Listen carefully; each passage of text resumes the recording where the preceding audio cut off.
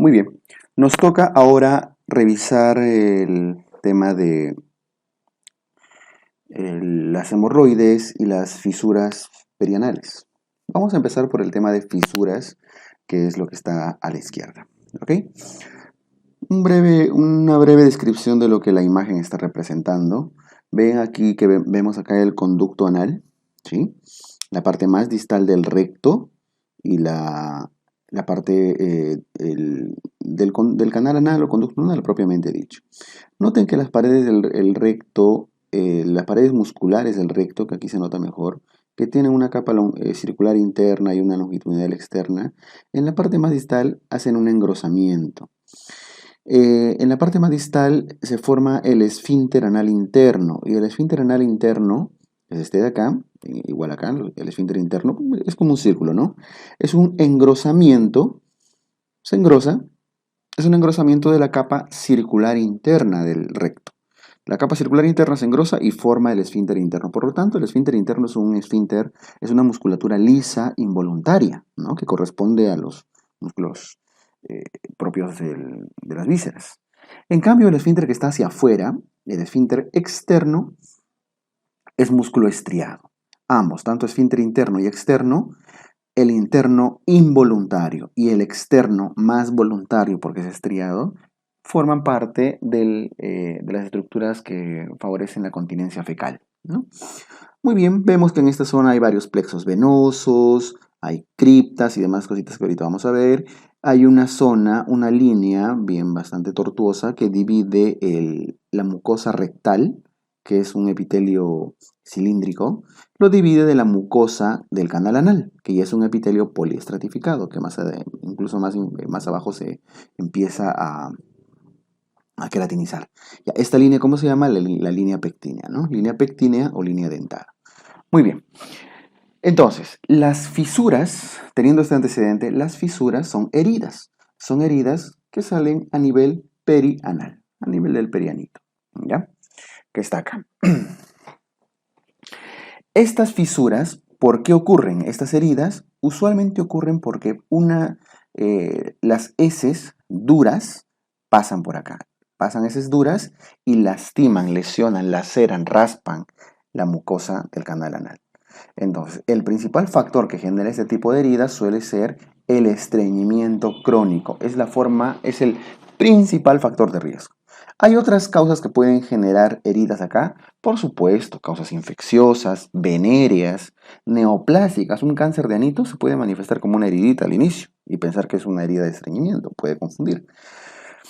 La enfermedad de Crohn puede manifestarse también con algunas heridas acá, pero lo que quiero que tengan en cuenta es que estas heridas suelen ubicarse casi siempre en la línea media posterior. Aquellas asociadas al estreñimiento crónico suelen estar en la línea media posterior.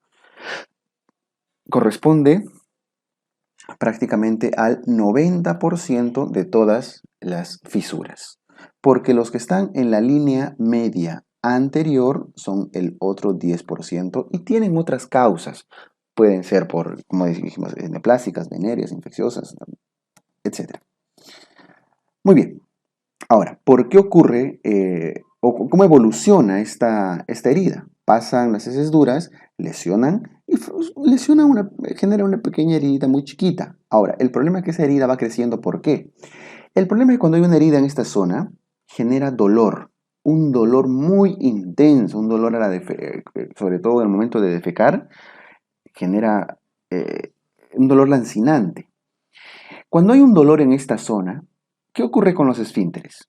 Principalmente el esfínter involuntario se contrae, hace hipertonía, como un reflejo propio del dolor. De repente alguna vez les ha pasado, no necesariamente la fisura, la herida, pero quizá han tenido algún dolor en esa zona y bueno, esto puede haber generado cierta hipertonía.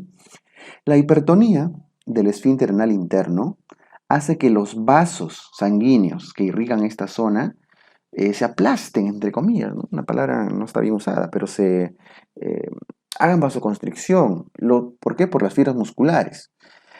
Entonces, no permite una buena irrigación de esta zona. Al no haber buena irrigación, genera isquemia. ¿Y qué pasa cuando una herida hace isquemia? No cicatriza. Al contrario, se hace más grande, porque ¿qué condición necesita una herida para cicatrizar? Que esté bien irrigada, bien oxigenada. Entonces, el paso de las heces duras genera dolor, ese dolor genera hipertonía de los esfínteres, esa hipertonía genera isquemia y eso hace que la herida se haga más grande. Finalmente, una herida más grande que genera, una herida más grande genera dolor, más dolor. Si hay más dolor, más hipertonía, más isquemia, una herida más grande y más dolor. Y se hace un círculo vicioso, haciendo que la herida se haga cada vez más grande y más compleja. ¿Ok? Y de ahí vienen varios de las manifestaciones clínicas de las fisuras anales. Clínicamente, ¿cómo se manifiesta? En su fase aguda y en su fase crónica. Fase aguda suele describirse como la herida que ha ocurrido en el lapso de menos de 6 semanas. Y crónica, más de 6 semanas. Pero lo del tiempo es relativo. Más importante que el tiempo es describir qué cosa sucede en cada etapa. En su fase aguda, lo que caracteriza a las heridas es que duele. El dolor a la defecación. Ya, lo voy a resaltar porque aun cuando su frecuencia de preguntas no es muy alta y demás, es importantísimo. Principal manifestación clínica de las fisuras, el dolor al defecar. Puede sangrar, rectorragia, pero ese sangradito es leve. Nunca va a ser un sangrado masivo. Es chorritos, manchitas de sangre. Ahora, como es una lesión aguda que ha ocurrido hace poquito, se le ve como una herida reciente y toda herida reciente ustedes saben que se le ve rojita, eritematosa, húmeda. Sangrante por eso sangra, porque es agudo. Entonces duele, está rojito, sangrante. Listo, esa es una herida aguda. ¿Qué pasa qué ocurre cuando pasan las semanas y cronifica? Cuando cronifica es porque ya la hipertonía ha sido muy intensa, la isquemia ha sido muy intensa y la herida se está haciendo muy grande. En su fase crónica ya no es una herida eritematosa húmeda, es una úlcera, una lesión ulcerada, fibrosada, de bordes elevados. Es una lesión antigua, una úlcera, que está asociada, como ven acá, a una papila anal hipertrófica y a un hemorroide centinela. ¿Qué cosa es eso? No sé si se han dado cuenta que en la imagen, aquí está la heridita que vendría a ser una úlcera, ¿no? Por los bordes están negritos, seguramente hipertróficos, elevados. Hacia la parte superior se ve una dilatación. Es un hemorroide, es un plexo venoso dilatado, es un hemorroide centinela. Porque como hay mayor drenaje venoso, mayor compromiso inflamatorio, edema, más compromiso inflamatorio acá, un paquete hemorroidal de esa zona se dilata, pero en la misma línea media. Y hacia abajo noten que también hay una protrusión. La piel hace una hipertrofia, un pliegue cutáneo. Es lo que conocen con el nombre de plicoma. Y dense cuenta que también está en la misma línea media. Entonces, cuando cronifica una lesión, le pongo, que genera una lesión ulcerada, fibrosada, ahí está el rojito con su negro, asociado a una papila anal hipertrófica, es esto de acá, una papila anal, un pliegue cutáneo, y un hemorroide centinela hacia arriba. 3 elementos, esa es la triada de la fisura anal crónica. Cuando ustedes ven una imagen así, herida, y le sale un plicoma, eso, y el paciente le dice, doctor, esto no sé, me ha salido hace 2, 3 días, no le tienen que creer, pues, ¿no? Porque eso solamente aparece cuando cronifica después de varias semanas o meses. Bien, listo. Eso respecto a las características clínicas tanto de las fisuras agudas y crónicas. Pero si les preguntan cuál es la principal característica de la fisura, no olviden el dolor al defecar. Eso es lo que, al momento de la defecación principalmente. Esa es su característica más resaltante. Ahora, ¿cómo se maneja? El tratamiento es, no pueden suturar la herida, porque una sutura en esta zona genera más dolor y más hipertonía. No la pueden cauterizar, no la pueden echar sustancias irritantes, nada. El manejo consiste en mejorar la irrigación sanguínea. ¿Se acuerdan que uno de los problemas era la isquemia? Pues bien, acá lo que hay que hacer es que se irrigue mejor la herida para que espontáneamente se vaya cicatrizando poco a poco. Y por supuesto hacer que las heces ya no sean duras. Entonces, tienen que aliviarle el dolor primero. Segundo, tienen que ablandar las heces. No debe haber estreñimiento para que pasen heces suaves y ese paso no le genere dolor. Y en tercer lugar, mejorar la irrigación en la zona. ¿Y cómo mejoran la irrigación? Hay varias formas. De forma médica, de forma no quirúrgica, con baños de asiento. Es un procedimiento bastante conocido, ¿no? El paciente se sienta sobre agüita tibia y esa agüita tibia hace que esa zona genere vasodilatación. El calor, ustedes saben que dilata los vasos. Y favorece la perfusión en esa zona. El objetivo de los baños de asiento es mejorar la irrigación en la zona perianal. Por eso la persona tiene que sentarse sobre agüita caliente, generalmente unos 10 a 15 minutos, 2 a 3 veces al día. Y eso durante varios días, semanas, eso hace que la herida se vaya nutriendo y se vaya cicatrizando. Fibra, ¿por qué? Porque tiene que ablandar las heces. Y analgésicos para que no le duela, ¿no? Para que vaya bajando el dolor. Lo elemental, no olviden, esos son los dos primeros, baños de asiento y fibra. Bien, eso es manejarlo de forma médica, ¿ya? De forma conservadora. Usualmente esto se suele hacer en la fase aguda, ¿ya? Aguda. Porque cuando estamos en fase crónica, ya con la imagen que hemos visto ahí de úlcera, papila anal hipertrófica, hemorroide y demás, el tratamiento ya es quirúrgico. Y lo que está acá, tratamiento del esfínter, entre paréntesis, cirugía. Eso aplica para fisuras anales crónicas principalmente, o cuando el manejo médico ha fracasado, ¿no? ¿Y cuál es el manejo del esfínter? ¿En qué se refiere con el manejo del esfínter? Para mejorar la irrigación en esta zona. ¿Cuál era el problema? Estaba hipertónico, entonces hay que relajar el esfínter. ¿Qué esfínter?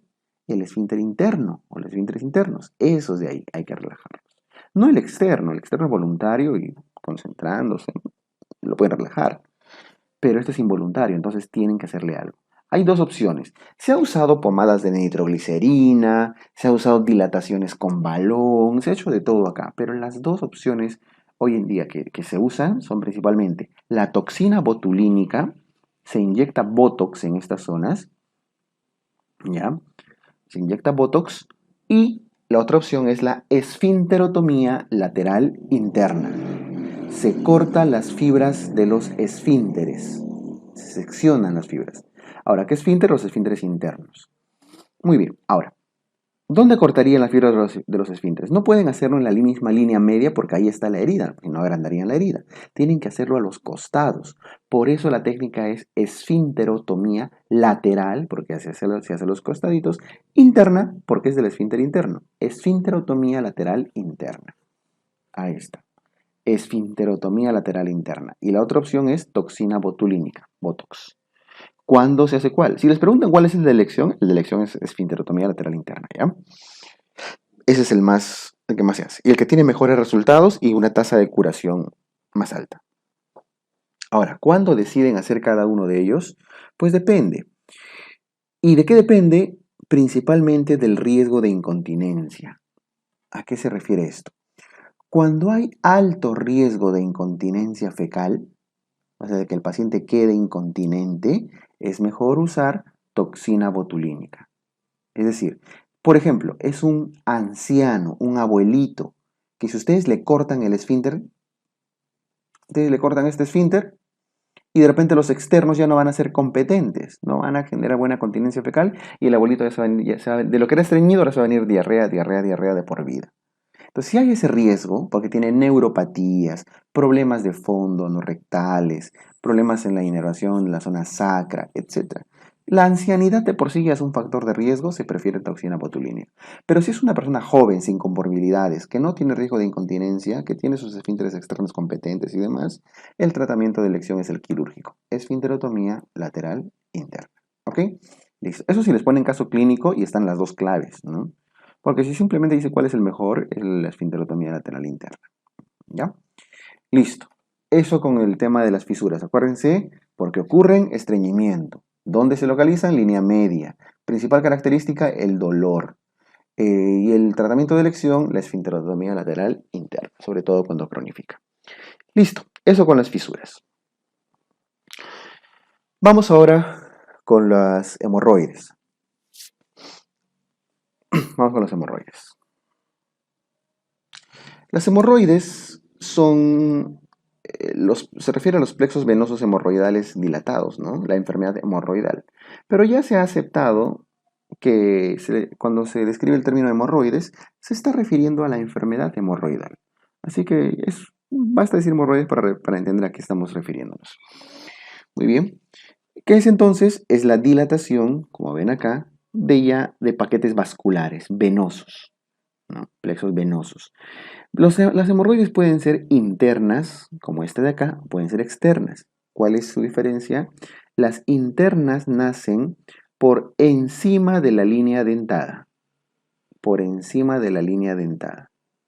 Es de la línea pectina. Si nace desde encima, es una hemorroide interna. Pero si nace desde debajo, es una hemorroide externa, ¿no? Como chupitos ahí de sangre, cargados de sangre en la zona externa, en la zona del anito. Bueno, estas no son muy comunes. Y de hecho, por su ubicación en la zona externa es un poco más fácil de tratar, eh, salvo que sean muy sangrantes, que traigan muchos síntomas, prurito, por ejemplo, excesivo y demás, pueden operarse. Y al ser externas no generan tantas dificultades técnicas ni complicaciones. Estas de acá son las que tienen más importancia clínica quirúrgica, ¿ya?